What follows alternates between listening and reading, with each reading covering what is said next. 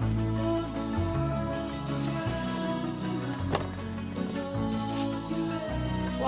two, three. Oh my gosh, ang ganda niya. Hindi ko alam kung nag-justify yung ganda niya, pero ganito siya kalaki.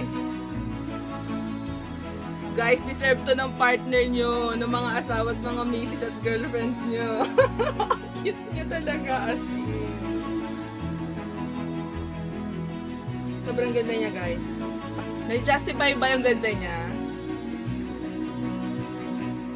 So this is LED Eternal Rose.